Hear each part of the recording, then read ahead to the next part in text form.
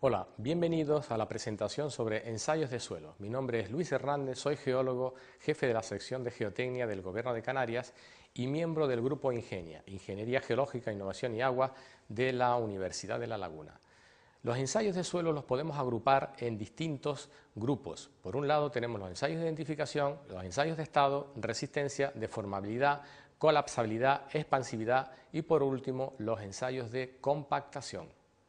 Los ensayos de identificación fundamentalmente son dos, la granulometría y los ensayos de plasticidad.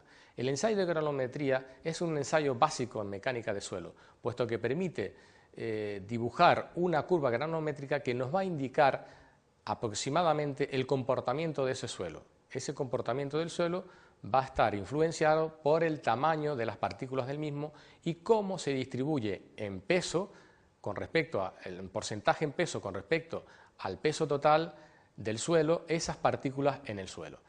El ensayo consiste en tamizar la muestra repetidamente por una serie de tramices de mayor a menor abertura y luego pesar lo retenido en cada uno de esos tamices y representarlo gráficamente en la curva granulométrica del suelo, que viene a ser algo así como el ADN de ese suelo y que nos va a indicar, como digo, aproximadamente cuál sería el comportamiento predecible en ese suelo.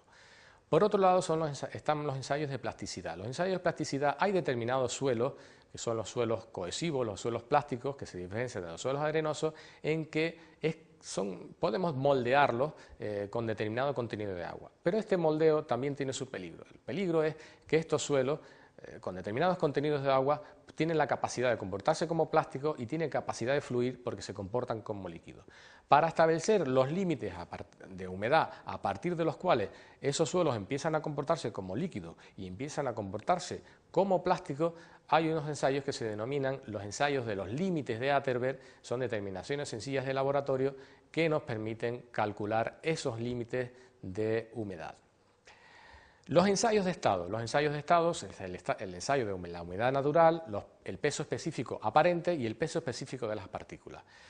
La humedad natural se determina mediante secado en estufa y el peso específico aparente corresponde al peso total del suelo, considerando las partículas del suelo y los huecos de ese suelo, mientras que el peso específico de las partículas corresponde al peso, a la densidad de cada una de las partículas que forman ese suelo, sin tener en cuenta la globalidad del conjunto, sino las partículas por separado. La resistencia del suelo se calcula mediante los ensayos de compresión simple, los ensayos de corte directo y los ensayos de triaxial. Son los ensayos básicos de resistencia que se realizan en un laboratorio de mecánica del suelo.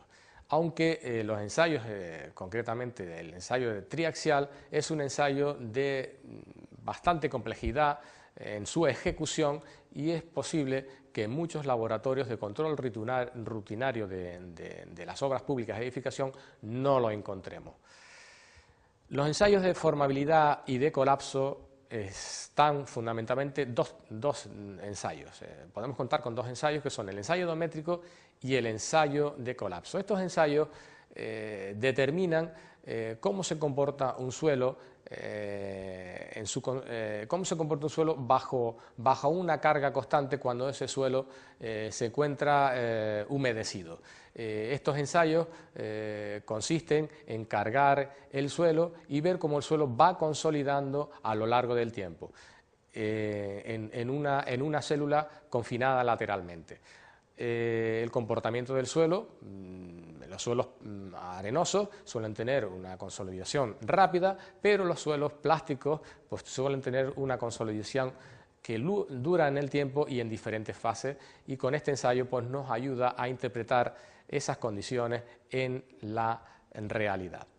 El ensayo de colapso, por otro lado, es un ensayo que nos permite determinar cómo el suelo produce bajo una carga determinada, se produce una disminución súbita del espesor de ese suelo que podría provocar el colapso de la estructura que se localice sobre él. Los ensayos de expansividad son los ensayos normalizados de hinchamiento libre, presión de hinchamiento y el ensayo de Lambe.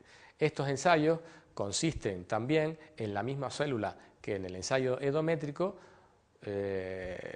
preparar una muestra y añadirle agua y ver cómo se comporta esa muestra, si son arcillas expansivas, pues lógicamente ese material intentará crecer y empujar hacia arriba, y en función de si hacemos el hinchamiento libre o la presión de hinchamiento, mediremos, o por un lado, la proporción de longitud que ese material es capaz de hinchar, o el empujo, la tensión con la que es capaz de empujar en la vertical. Los ensayos de compactación son los ensayos de Proctor normal, Proctor modificado y el índice CBR. Los ensayos Proctor son los ensayos de compactación más conocidos en el ámbito de la geotecnia y se utilizan para simular en el laboratorio las condiciones de compactación de máxima densificación que es capaz de obtener un material granular, y luego ver cómo es capaz de lograr la máxima densificación con las mismas condiciones de compactación para repetir esto en la obra. El índice CBR es un índice que nos indica la resistencia, es un índice adimensional que nos viene a indicar la resistencia de un suelo compactado en unas condiciones, y en España este es un índice que se utiliza para la clasificación de las esplanadas. Es un ensayo que se hace a partir del ensayo de Proctor modificado y es un referente, como digo, para el dimensionado de las carreteras en nuestro país. Para más información sobre el contenido de esta presentación pueden dirigirse al correo electrónico de la pantalla.